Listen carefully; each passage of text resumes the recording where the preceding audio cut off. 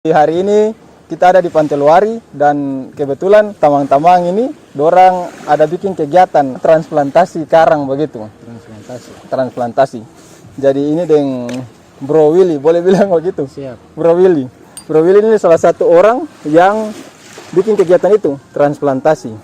Jadi menurut Bro, apa yang penting orang harus transplantasi. Sebelum itu transplantasi itu apa sebenarnya? DP arti. Oke, jadi transplantasi itu yang khusus kegiatan hari ini itu lebih spesifik ke transplantasi karang. Nah, jadi transplantasi karang itu sama bahasa kasarnya sama dengan orang tanam karang saja.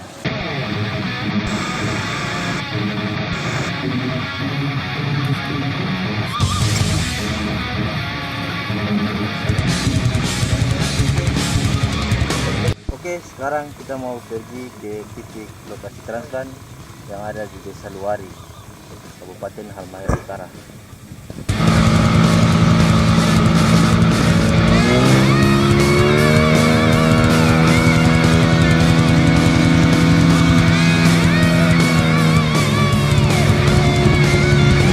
Transplantasi karang atau batanam karang itu apa yang penting DP manfaat ke orang itu kira-kira atau apa sih DP manfaat?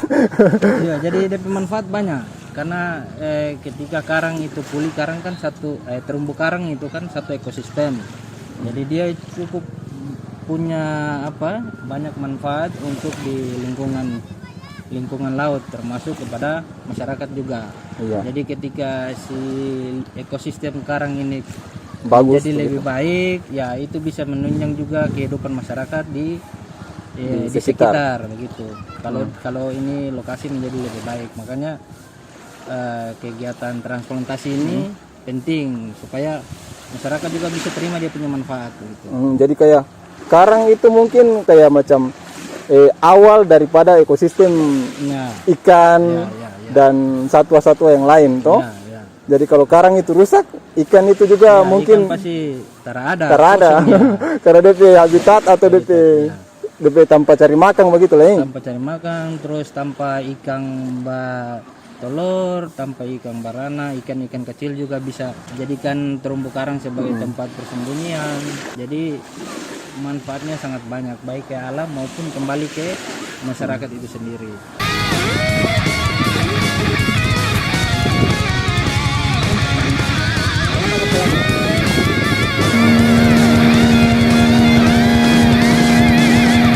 Menyelam sebutan kalau tersalah diving toh? Ya, Diving. Apakah orang yang menyelam itu, yang ikut transplantasi, itu dia ada syarat-syarat kayak macam dia harus punya sertifikasi atau apa tentang diving lah? Oh iya.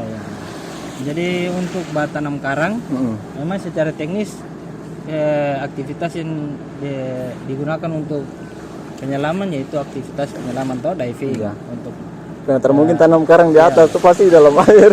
karang sebenarnya kalau mau lihat karang ada juga karang, kalau kita lihat ketika air surut ada karang yang terekspos. Iya. Kering. Muncul. Artinya kemungkinan hidup masih ada juga kalau kita lakukan di darat. Cuma kan tingkat keberhasilannya kecil. Iya betul. Dia punya tempat di bawah, terus kalau kita ikat di atas mungkin keberhasilannya pasti kecil. Jadi ya kalau bilang harus bisa diving, ya sebagian besar dari tim yang melakukan itu harusnya bisa diving.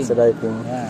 Kemudian mungkin yang lain keterlibatan kan masyarakat juga perlu belajar. Iya. Masa harus tunggu dia belajar diving dulu baru bisa tahu? Baru bisa terlibat.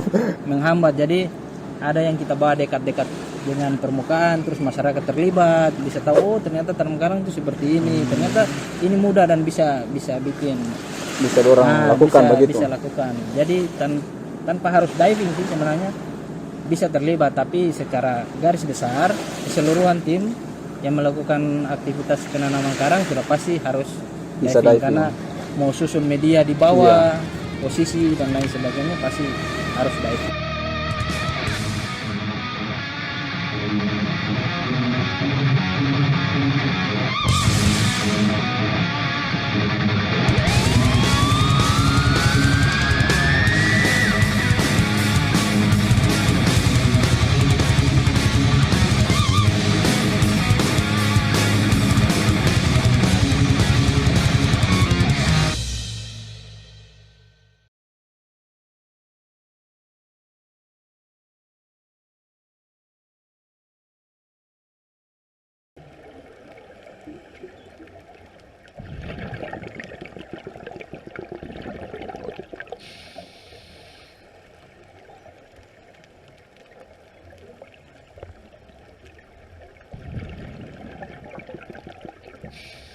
tempat yang jadikan lokasi transplant ini memang sudah hancur dan banyak karang patah di situ, rabel koral patah situ, pasir.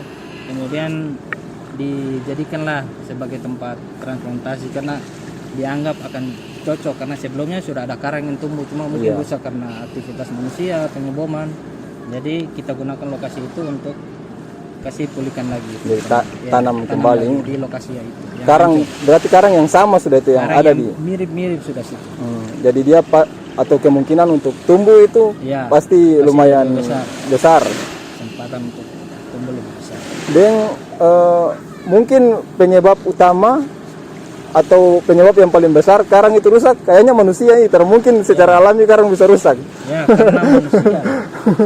Ya, ada juga karang rusak secara alamiah, tapi yang kita lihat di lokasi memang karena manusia.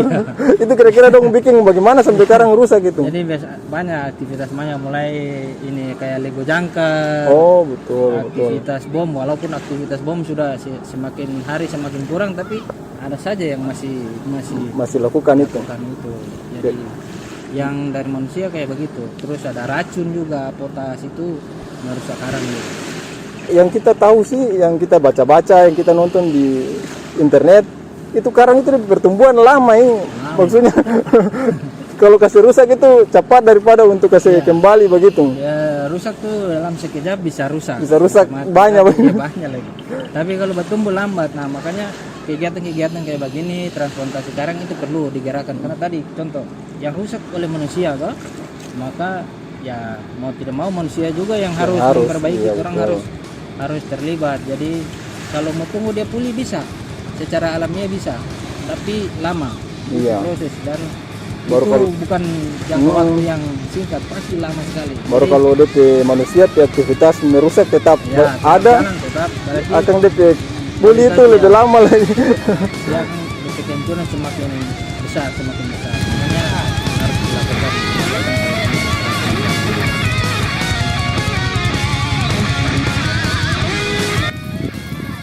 Coba rasa gas regulator. Oke. Khususnya daerah Indonesia, Halmahera Utara, Maluku Utara, itu kan potensi laut luas.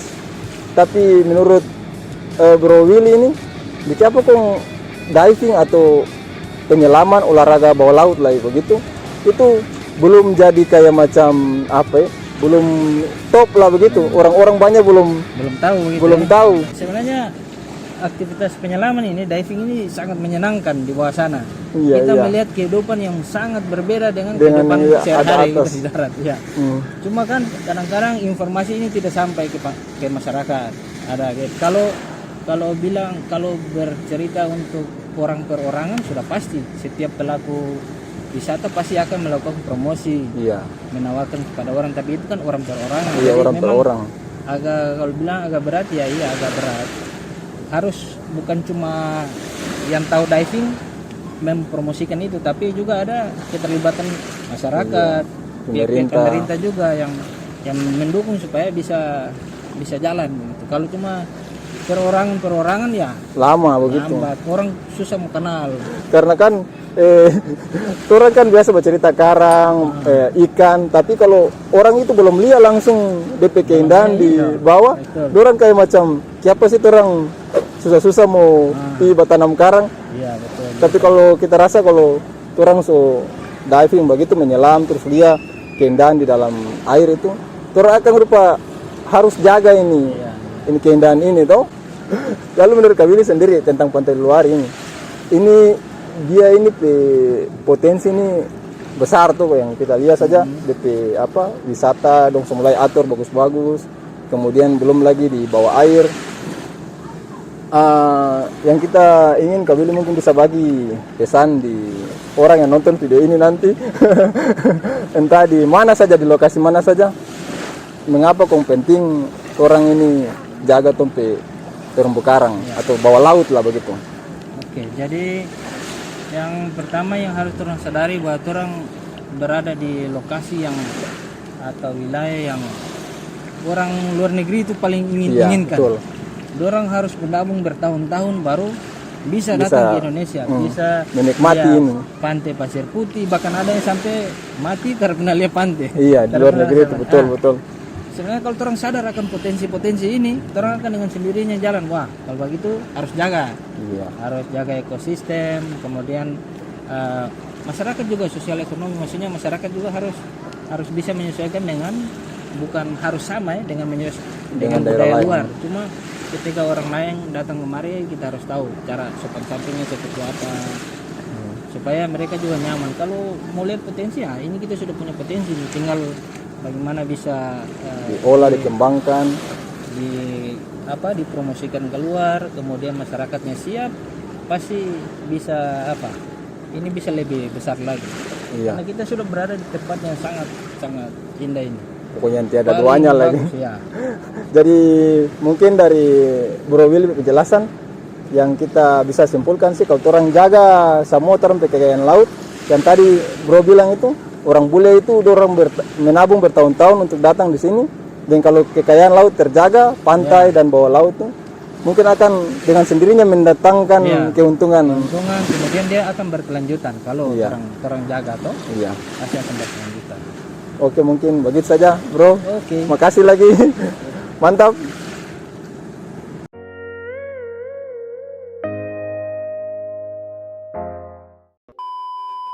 Atau karena dia mahal apa orang? Kalau harga iya salah satunya, cuma kan harga operasional untuk penyelaman sebenarnya tidak bisa dijadikan alasan untuk orang tidak bisa diving.